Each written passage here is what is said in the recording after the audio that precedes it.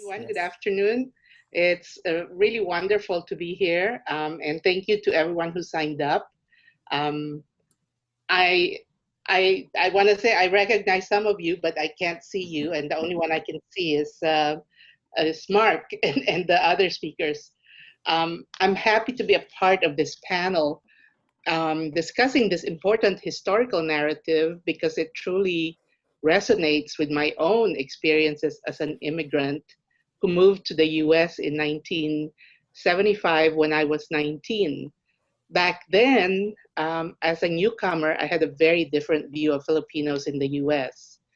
I had the mistaken notion that all Filipinos were recent immigrants like me. So imagine my shock when I met a Filipino American, Chris Braga, who was a little older than me, US born, and whose parents were part of Bulosan's generation of immigrants. Meeting Chris and others like him led me to this book where I learned our history as an immigrant community in the US. I found this book to be both an easy and a difficult read at the same time. Easy because Bulosan's writings were pleasant to the ears, a humble tone, and as if I'm listening to my own grandparents or their generation speaking and telling me their story. But it was also a very difficult and painful read as it challenged my beliefs on what America means to immigrants and minorities. Later on, when I started teaching, I would assign this book to students in my PhilAm experience classes at Cal State Fullerton, and I found similar mixed reactions from my students as I did. So I'm very eager to hear your reactions and thoughts as we proceed with today's webinar. So I'm presenting on part one of the book, chapters 1 through 12, which takes place in the Philippines, in Bulosan's home province of Pangasinan, which is about 200 kilometers or roughly 131 miles north of Manila. Now, part one provides the setting to Bulosan's and others like him decision to seek a better life in America. Additionally, we'll look at how the Philippines became inexorably linked to the US and the beginnings of the Filipino American immigrant experience of what would be known as the first wave of Filipino immigrants to the US, or the Manong generation. My presentation will focus on the following: the Philippines' colonial past from Spanish to American rule, the miseducation of the Filipino, push and pull factors of migration, and some final thoughts and questions. So let's get started. After almost 400 years of Spanish colonial rule, the Philippine Revolution of 1896 declared the country's independence and established a national government headed by Emilio Aguinaldo. This would be short-lived, however, as the US has now entered world politics, challenging the existing European empires of Spain, Portugal, the United Kingdom, and Holland. The US-Spanish War, which started in February of 1898, officially ended in December of the same year, with the US paying Spain $20 million for possession of the Philippines, Puerto Rico, Guam, and Cuba through the Treaty of Paris of 1898. And while the Spanish-American War ended in December of 1898, the new Philippine government under Aguinaldo refused to recognize the US claim to the Philippines and continued to fight for its independence. The US-Philippine War continued until 1902, when the US finally gained control of the country, and after more than 1 million Filipinos have been killed. The immediate goal of the US was to pacify and install a government patterned after the American system. They accomplished this by using education as a tool.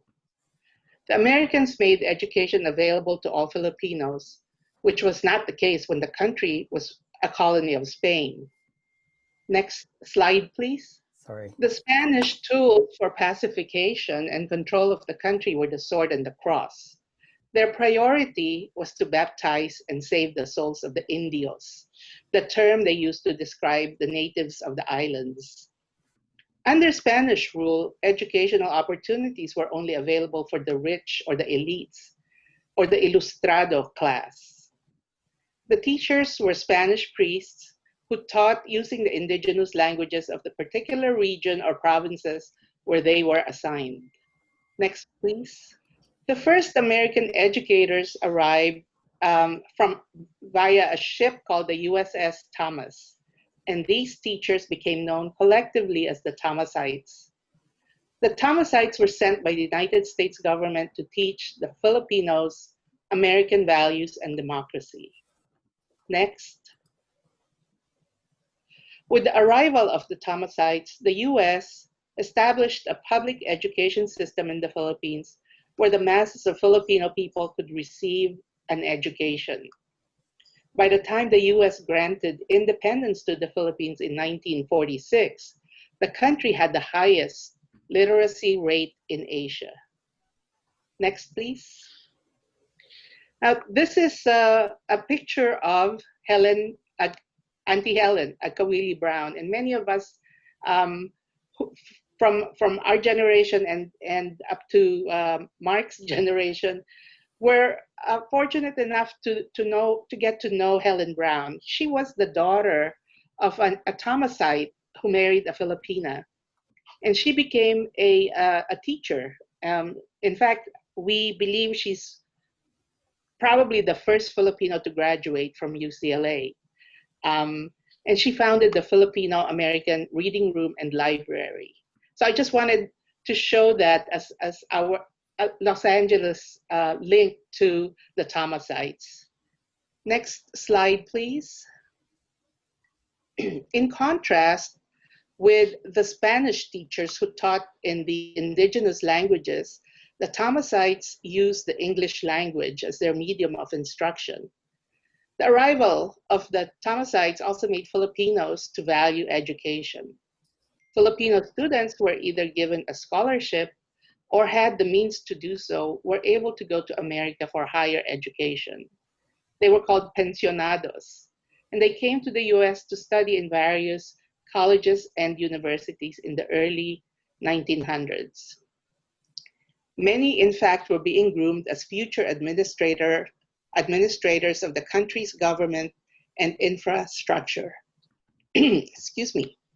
But national scholars, such as Renato Constantino, viewed American education as an instrument of American colonial policy designed to divide society and hinder the nationalistic development in the Philippines. Others have argued that while mass public education has benefited the Philippines and the Filipinos, including having a common language, which was English, and that common language helped unite the country, it also had negative consequences in terms of colonial mentality. And this will be discussed in more details in the next presentation by Florante Ibanez. Part 1 of the book illustrates the economic downfall of Bulosan's family in the Philippines during this period. From having owned several hectares of farmland to losing their main source of income 1 hectare at a time, until finally his father, the breadwinner, loses everything and becomes a tenant farmer. The family also experiences the death of 1 daughter and the birth of 2 more. Alice's older brothers have now left one after the other, either starting their own families or going to America in search of a better life. These events and the books he read about this faraway country affected Bulosan's decision to follow his brothers to America. And leaving one's country of birth and family behind are influenced by the push and pull factors of migration. Next slide, please. The push and pull factors of migration are, the push factors are those that drive migrants out of their home country, while the pull factors are those that are responsible for dictating where the migrants end up and are associated with the area of destination. Now, what are some of these push factors? Um, Economic is always number one. People who are trying to escape poverty, unemployment, lack of opportunities in their home countries cite economic as the main reason why they leave. Political, wars, religious persecution, ethnic cleansing, resulting in refugees and asylum seekers is another reason. Environmental events, natural disasters. The famine in Ireland pushed many Irish citizens to leave for America in 1845. Now, on the other hand, the other column is the pull factors in the receiving country. And what are some of the pull factors? Economic opportunities, better jobs, higher wages, higher standards of living. What are some of the pull factors? Economic opportunities, as I said. In terms of political push factors, you find political and religious freedom in the receiving country. And what's in it for the receiving country? Often there's a labor shortage, and availability of cheap labor leads to a demand, an active recruitment of workers from others. So the hardships faced by the Bulosan family, where they were the push factors that drove Carlos and his brothers to seek a better life in the US.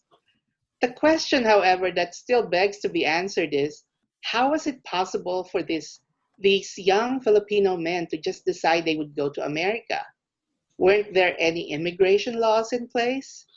And to answer the question, we look at the economy of the US in general and the West Coast in particular at this time and see how these factors fit the pull factors that attracted the Filipinos. Next slide. Okay, the US economy was expanding with a growing market, and which led to a move to the West Coast. The West Coast was considered the doorway to Asia, a big market, especially China, and eventually outside its western borders to open trade opportunities with China. The West Coast economy was mainly tied to extractive industries with low capital and were labor intensive. For example, agriculture, mining, timber, and the railroad industries. But these industries in the West Coast were faced with a severe labor shortage. Why is that? Well, Native Americans, who were the typical source of cheap labor? Well, Native Americans have been forcibly removed or decimated. The European immigrants settled in the east and northern states. There were not enough of them to move to the West Coast and provide the labor needed. And African Americans were still in the South and the North states. So where can the US get cheap, compliant labor to fill the needs of this expanding economy? Well, the answer is Asia, and the US actively recruited workers from China, and then that was followed by Japan and Korea. Next slide, please. Okay. In 1850, Chinese labor fills that need until anti-Chinese sentiments led to restrictive and discriminatory laws, culminating with the passage of the Chinese Exclusion Act of 1882, which banned immigration from China for 10 years. But this law was extended in 1892 for another 10 years, and then in 1902, when it was supposed to expire, it was made permanent. And it stayed on the books until the 60s, 1960s. To replace the Chinese, the US then recruited Japanese and Korean laborers until these workers faced similar racist and discriminatory laws, until finally with the passage of the Immigration Act of 1924, a law that effectively ended all immigration from Asia. This law would stay in effect until also the 1960s as well. So, with the exclusion of Asians from the immigration stream to the US, how were Filipinos like Bulosan able to enter the US then? Were they TNTs? Next slide, please. When the US annexed the Philippines in 1898, the Philippines became a territory of the US, and Filipinos became known as Territorial Nationals. They weren't considered foreigners, but they also were not considered US citizens, meaning they couldn't own land or vote in the US. But as Territorial Nationals, or TNs, not TNTs, Filipinos were exempt from visa requirements and were able to enter the US legally. The Filipino labor that were recruited replaced Japanese workers. They were recruited to work in Hawaii and California with 3-year contracts. Most were single young men. They were known as the Manong generation and came from 2 main regions of the Philippines, Ilocos in northern Luzon and the Visayas. And this would be the case until the US granted the Philippines Commonwealth status under the Tydings-McDuffie Act of 1934. As a Commonwealth, the Philippines was no longer considered a territory, and Filipinos were now subject to the immigration laws in place. So that limited immigration from the Philippines to 50 a year. So I think that's as far as I have for part 1, but I have some last words. As you read this book, consider it as a lesson in history, and as such, you need to see how it connects with you. Does it seem complete? What's missing? And as I read this book once again, my thoughts went to the role of women in this particular period. Bulosan talks about his mother and sisters, so the women were present but not acknowledged in discussions or reviews of the book, including my own review. I have my own reservations and questions, but I will hold them for now. And in your breakout groups, I'm hoping that you discuss what your reservations, questions, or concerns are about parts 1 and 2 of the book.